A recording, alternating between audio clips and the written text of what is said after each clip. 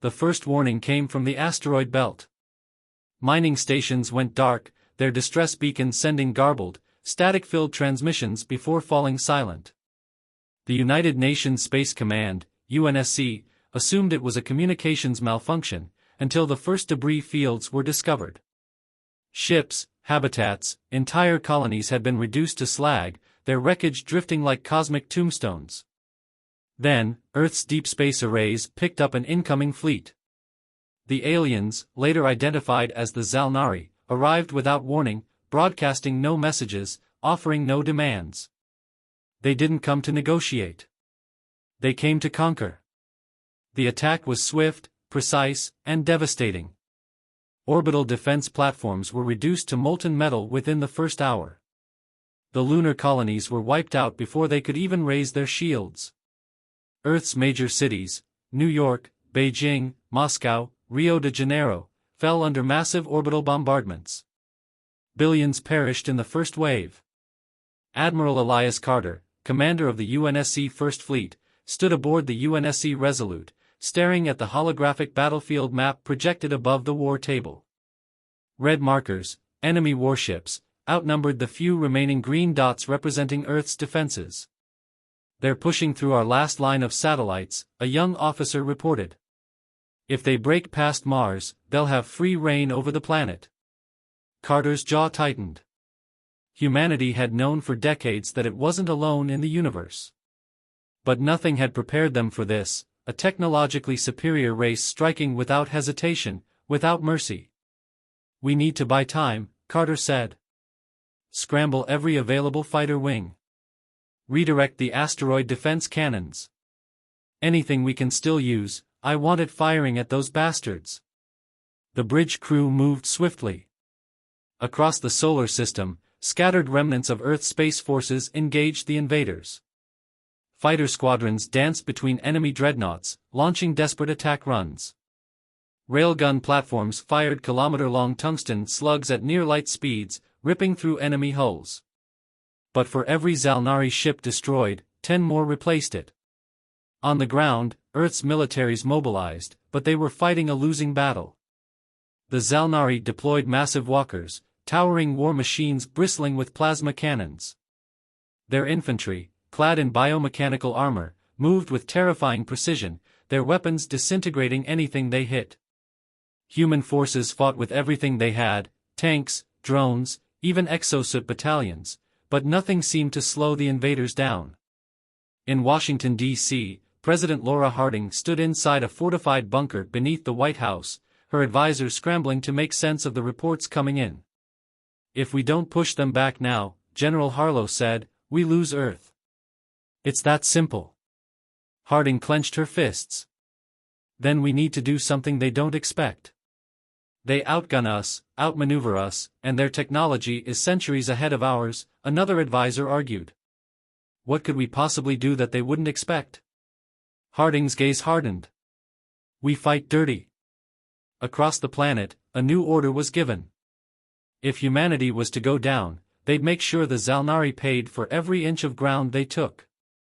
In the ruins of Tokyo, resistance fighters planted explosives inside collapsed skyscrapers, using them as makeshift traps to bury advancing alien forces. In the Amazon jungle, special forces squads lured Zalnari patrols into the dense undergrowth, striking from the shadows before vanishing. And in orbit, Earth's remaining warships executed suicide runs, detonating their reactors in kamikaze attacks to take out enemy battleships. Humanity fought with desperation, with ingenuity, with sheer stubborn defiance. And for the first time since the invasion began, the Zalnari took notice. Back on the UNSC Resolute, Admiral Carter received an urgent transmission. A captured Zalnari soldier, badly wounded but still alive, had been interrogated by a resistance cell. The alien had been arrogant at first, convinced of their imminent victory. But when pressed about their true objective, the answer sent a chill through every human who heard it. The Zalnari weren't here just to conquer. They were here to eradicate humanity. Carter turned to his officers, his voice like iron. "Then we don't just fight for survival. We fight for vengeance." The war had only just begun. The invasion had crippled Earth's defenses, but humanity refused to kneel. Across every continent, in every shattered city, pockets of resistance formed. Armed with whatever weapons they could scavenge, civilians and soldiers alike fought tooth and nail, turning streets into death traps and buildings into fortresses. But it wasn't enough. The Zalnari were relentless. Their war machines marched unchallenged, their weapons disintegrating entire battalions with terrifying efficiency. Every day, more ground was lost. Admiral Elias Carter knew they couldn't win a conventional war. The UNSC's fleets were nearly gone, Earth's orbital defenses had been shattered, and their enemy's firepower was overwhelming.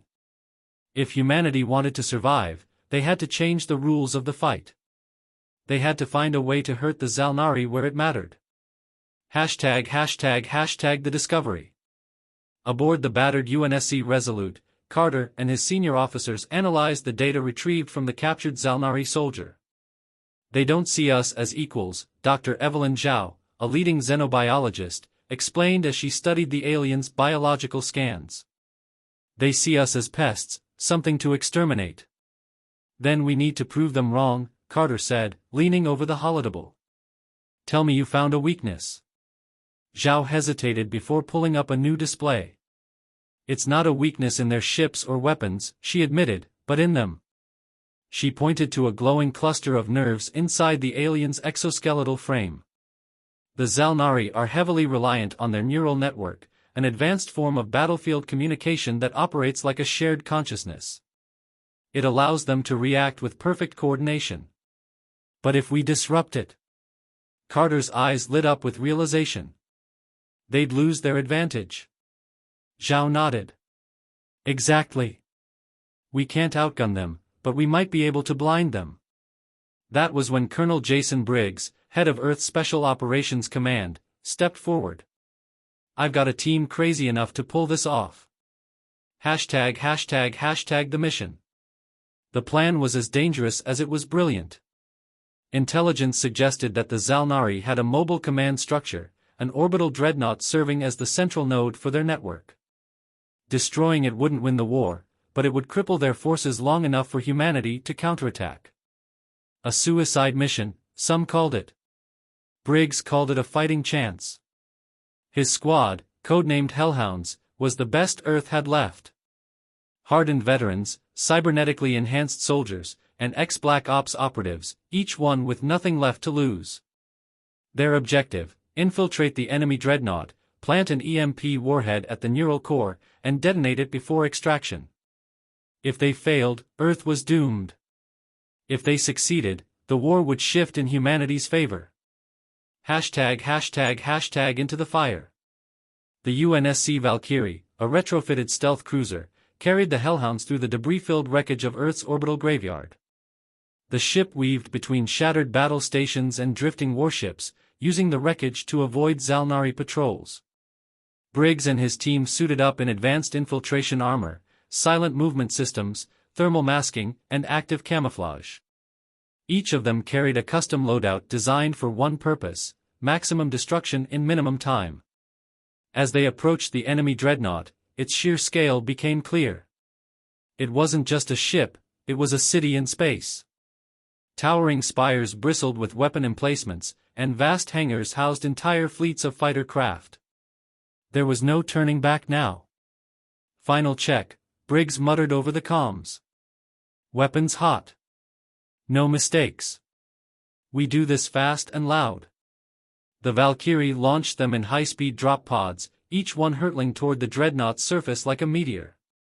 The moment they impacted, the Hellhounds moved. They weren't here for a quiet mission.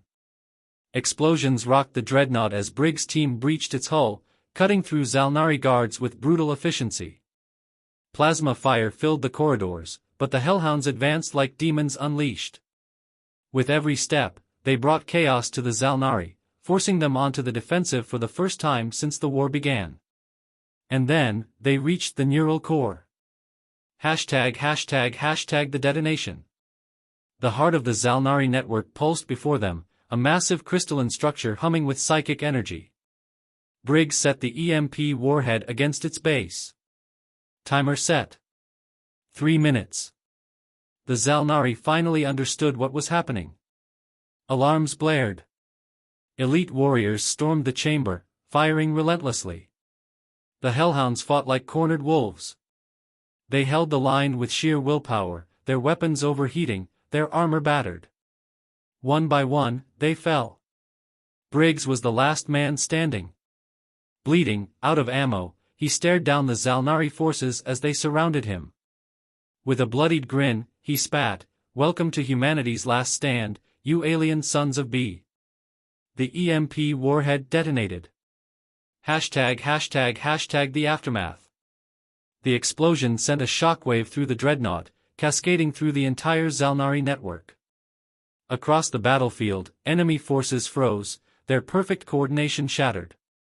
Human forces struck. On the ground, resistance fighters overwhelmed disoriented alien troops. In orbit, Earth's last warships launched a desperate counteroffensive. What had been a slaughter suddenly became a war. Admiral Carter, watching from the UNSC Resolute, saw the Zalnari fleet hesitate for the first time. "We have an opening," he growled. "Order all forces, hit them with everything we've got." The tide had turned. Humanity was not done yet. The Zalnari had never faced an enemy like humanity. Their invasion had begun with overwhelming force, their neural network granting them perfect coordination. But the Hellhounds had shattered that advantage. Now, for the first time, the Zalnari were disoriented, fighting as individuals rather than a unified force. And humans? Humans thrived in chaos.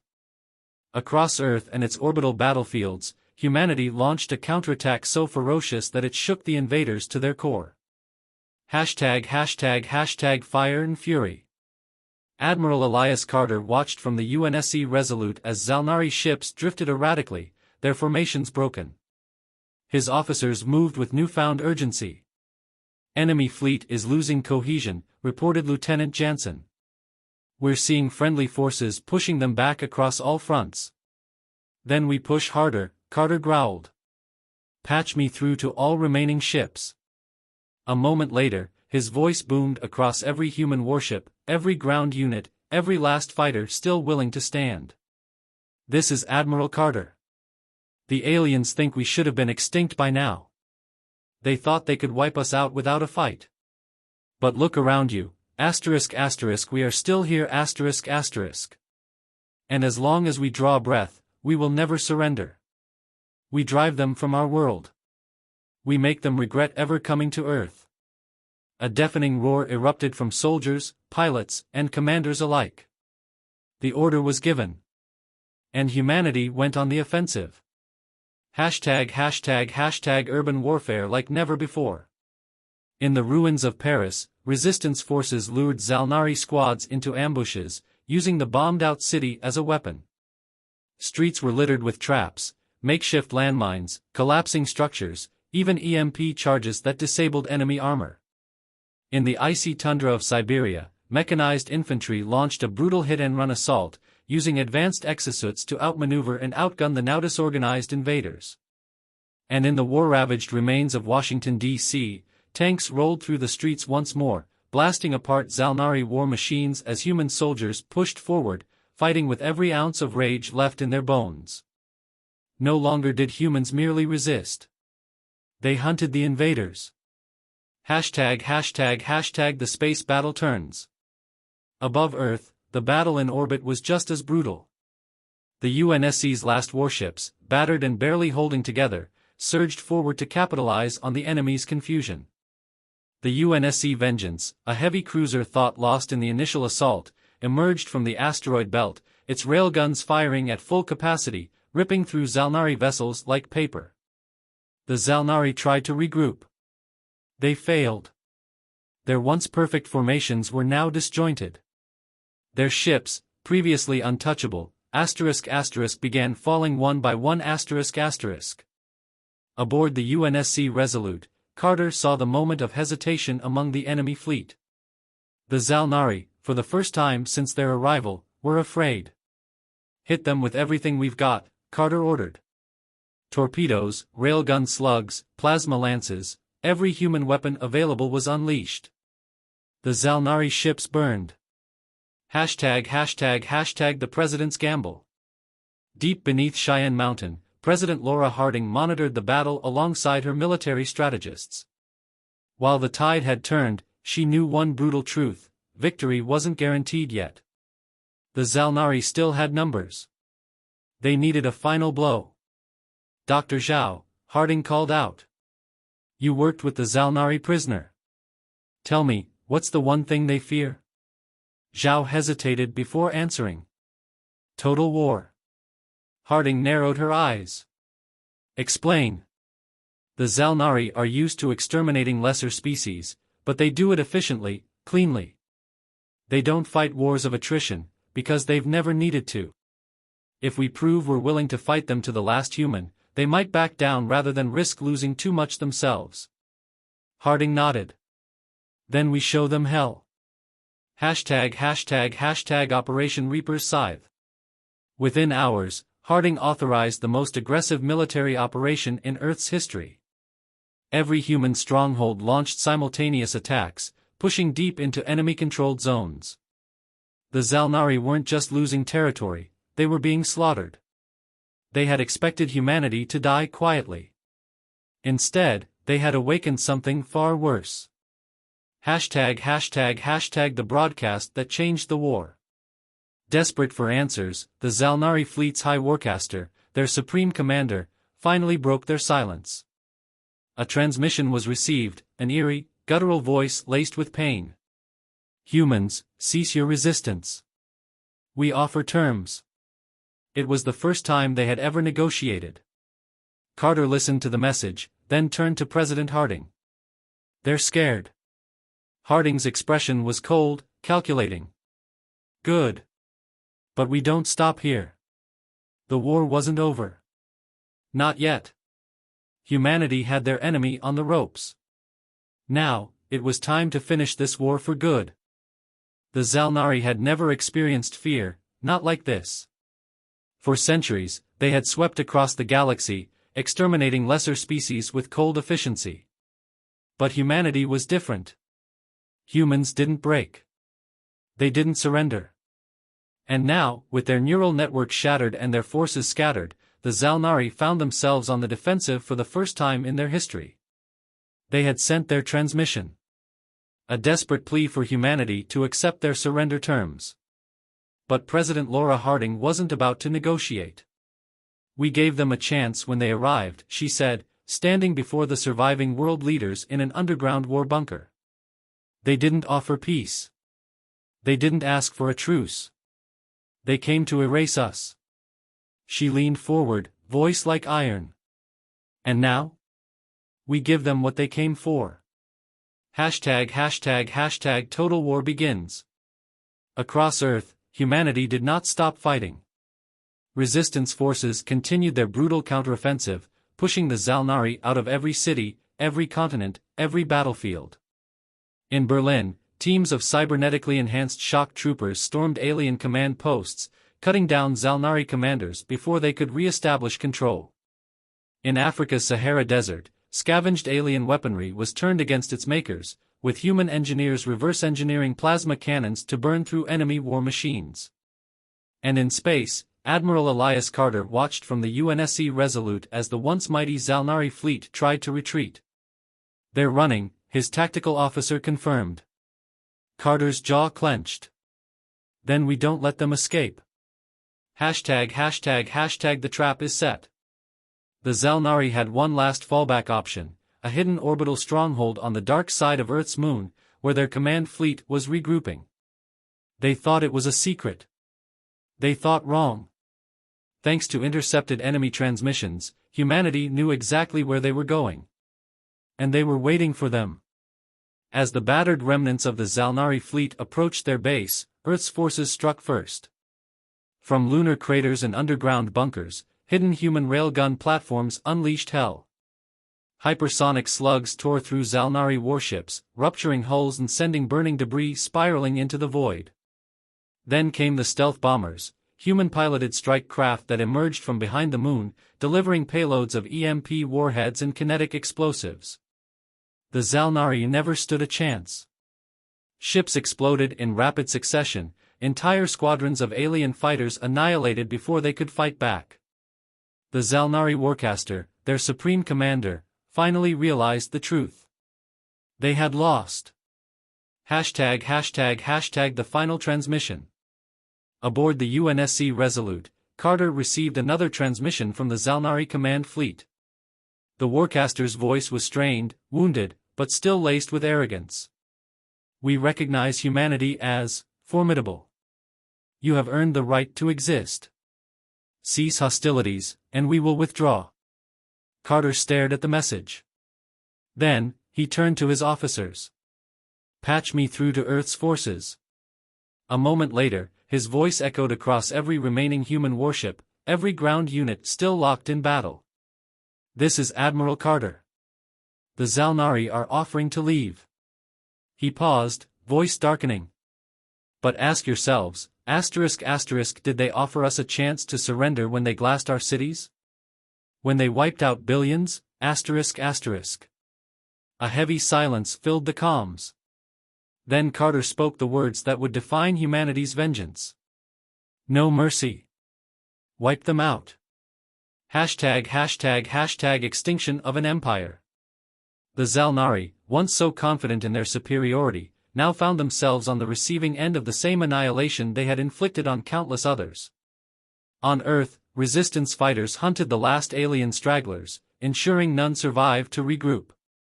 In orbit, human warships obliterated every last Zalnari vessel, blasting escape pods and command ships alike. And in their hidden lunar base, as the Zalnari Warcaster watched his empire crumble, humanity sent one final message. A single nuclear warhead, dropped straight into the heart of the base. The explosion lit up the night sky, visible from Earth as a brilliant, burning reminder.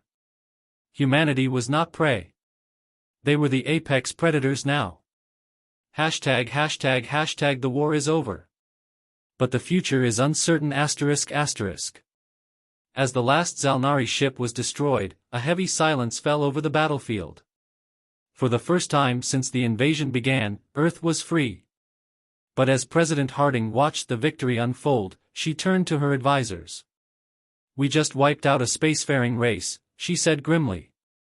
Do you think we're the only ones watching? Carter, standing nearby, exhaled slowly. If there are others out there, they just learned something important. Harding met his gaze. What's that? He turned back to the holomap of the now empty battlefield. That humanity doesn't lose. The war was over. Humanity had won. For the first time in history, Earth had repelled an interstellar invasion, and not just survived, but eradicated the enemy. But the universe is never silent for long. Aftermath of annihilation. Across the ruined cities of Earth, soldiers and civilians alike stood amidst the wreckage, staring at the sky, waiting for the next enemy to come. The Zalnari were gone, but what about their allies? What about the other empires that had watched from the shadows? President Harding understood this better than anyone. She sat at the head of the newly reformed Unified Earth Command, a coalition of military leaders, scientists, and strategists dedicated to ensuring this never happened again. She tapped a finger against the holo display, watching reports pour in from every surviving intelligence outpost. What's the status of the Zalnari homeworld? She asked. A grim silence filled the room. Admiral Carter finally spoke. The Zalnari controlled an empire stretching over 100 systems. Without their command fleet, they've fallen into chaos. Are there survivors? Carter exchanged glances with his officers. Scattered. Some Zalnari warbands are still out there, but without their network, they've lost the ability to organize. They won't be a threat again, Colonel Briggs added. We made sure of that. Harding exhaled slowly. Then we have a new problem. She gestured to the holographic star map, where new signals flickered at the edges of known space. We just wiped out one of the galaxy's strongest war machines. Someone is going to notice. The warning. The message came 2 weeks later. It wasn't a transmission in any traditional sense. No radio waves, no digital encoding.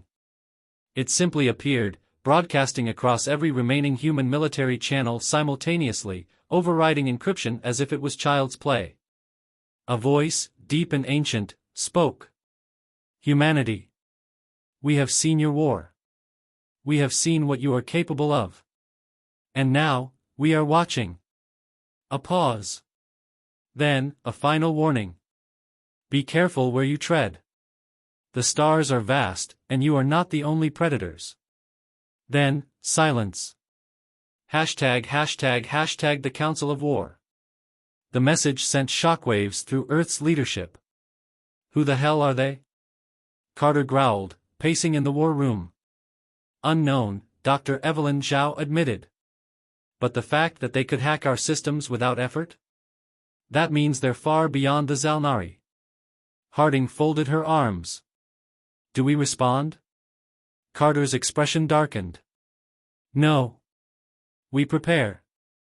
For weeks, Earth's remaining scientists and engineers worked around the clock, salvaging every piece of alien technology they could.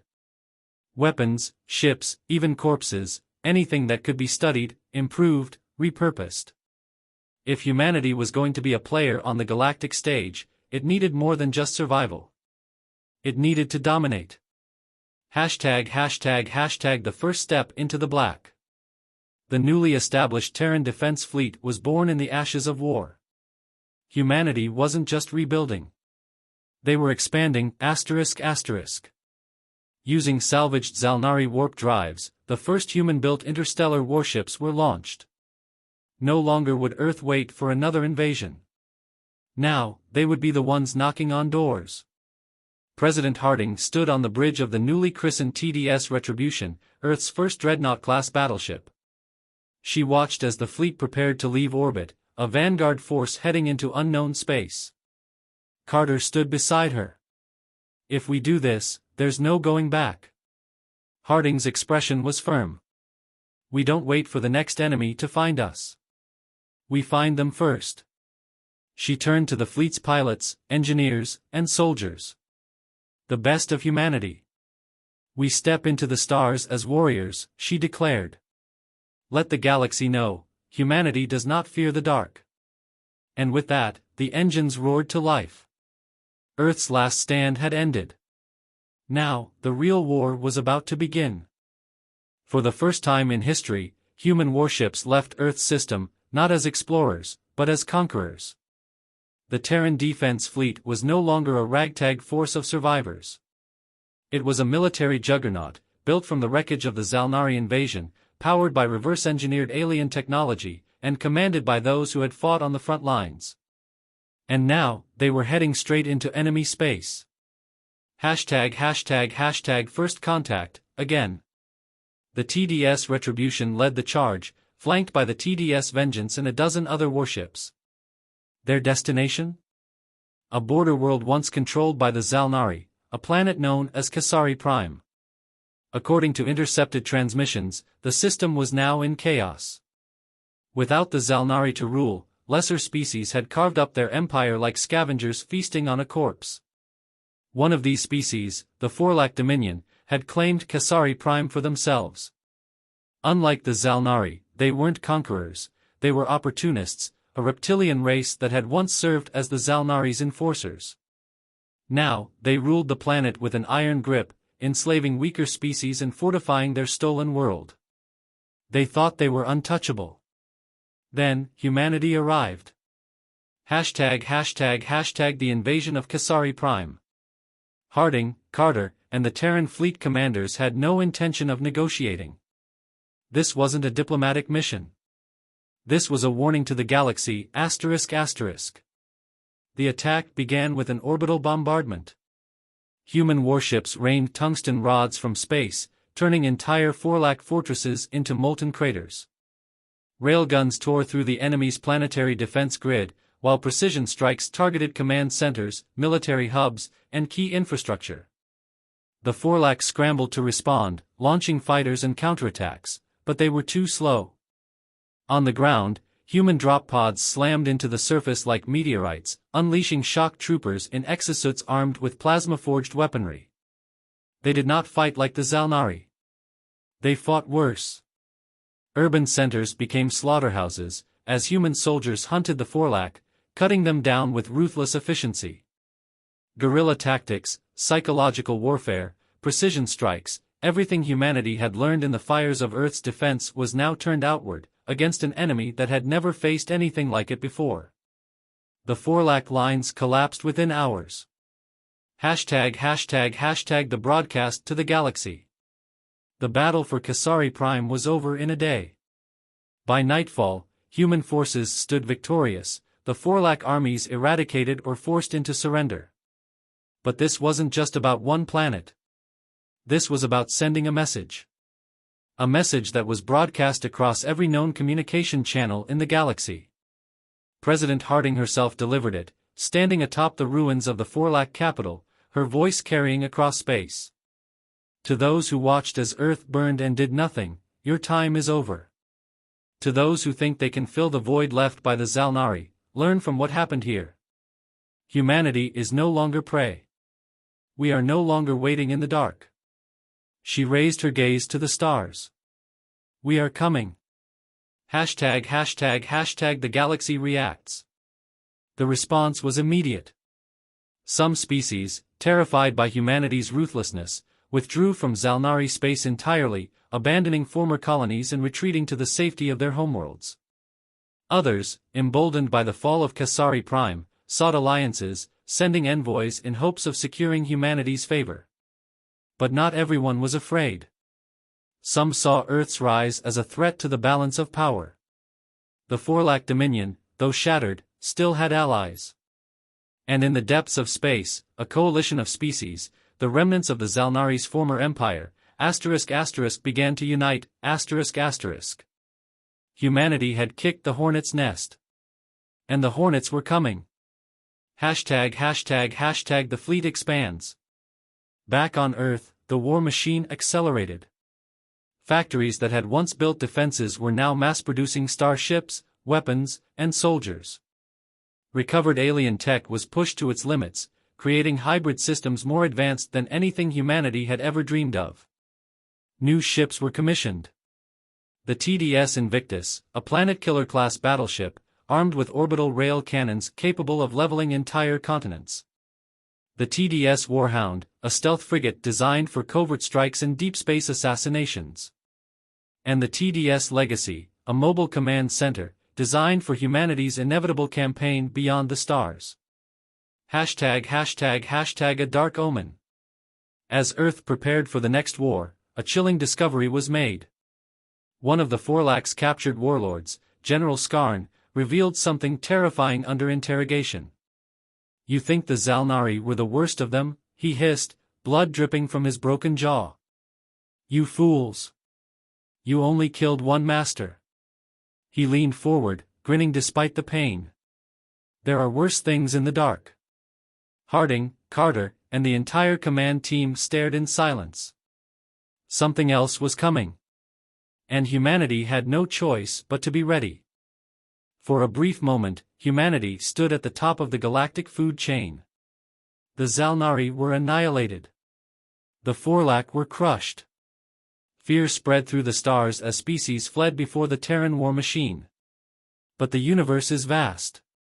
And Earth's rise had not gone unnoticed. There were older things out there. Older than the Zalnari. Older than the empires they had conquered, ****. And now, they had finally taken interest in the upstart species that dared to challenge the natural order. #### the arrival of the architects. The warning from the Forlac prisoner, General Skarn, hadn't been an empty threat. 2 months after the fall of Kasari Prime, humanity received its first glimpse of the real enemy. Deep space sensors detected anomalies at the edge of the Andromeda expanse, regions of space where entire star systems began vanishing. Not destroyed. Not consumed. Simply, gone, ****. Then, the first architect dreadnought emerged from the void. A ship larger than Earth's moon, forged from unknown alloys, its surface constantly shifting like liquid metal. It did not communicate. It did not warn. It acted.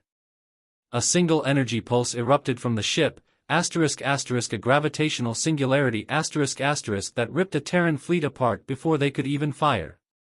It was a declaration of war. ###The battle for Sol begins. For the first time since the Zalnari invasion, Earth was under siege again. Architect vessels, titanic, unknowable warforms, descended upon the Sol system, bypassing traditional FTL corridors as if space itself bent to their will. The Terran defense fleet stood ready. The TDS Invictus, Earth's most powerful warship, fired the first shot, ***, a planetary-class railgun round traveling at 0.2% the speed of light ***.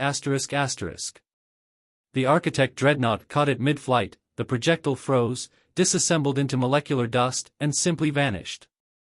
Then, the Architects counterattacked. Mars was the first to fall. The colony, once home to millions, was converted into a metallic wasteland, its surface reshaped by an unseen force, its people transformed into something inhuman. ###, the turning point. But humanity had something the Architects had never encountered before, the ability to adapt. To learn. To refuse to break, ****. Dr. Evelyn Zhao, Earth's leading physicist, cracked the code. The Architects aren't just using weapons, she explained in a desperate War Council meeting. They're rewriting reality itself. Their ships exist in a quantum flux, untouchable by normal physics. Then how do we kill them? Admiral Carter growled. Zhao grinned. We stop playing by their rules. Using captured Zalnari technology and data from the Architect attacks, humanity built its greatest weapon yet. The Omega Lance, a weapon designed not to destroy matter, but to collapse probability itself, anchoring Architect vessels into real space, making them vulnerable. The trap was set above Earth itself. As the largest Architect dreadnought approached, the TDS Retribution fired the first Omega Lance. For the first time, an Architect bled. ###, the final stand. The battle that followed was the most brutal in human history. With the Architects forced into real space, human railguns and nuclear warheads tore into their hulls. Swarms of drone fighters sacrificed themselves to overwhelm their defenses. Orbital shock troops boarded the alien behemoths, planting antimatter charges deep inside their cores. And when the last Architect ship fell, Earth stood victorious once more. ###, the end of the war, and the beginning of an empire. The Architects were gone. The Zalnari were extinct. The Forlac were scattered. And humanity? Humanity had ascended. No longer just a species. No longer just survivors. Now, they were rulers. From the ruins of war, the Terran Dominion was born. Earth was no longer waiting for the next war. Humanity was bringing it to them. And the galaxy would never be the same again. ###, epilogue, a warning to the stars. In the distant void, in the dark places between galaxies, something else watched. Something far older than the Architects. And for the first time in eternity, it hesitated. Because humanity had proven a terrible truth. The weak fear the strong. But the strong fear those who refuse to die, ***. And humanity would never die.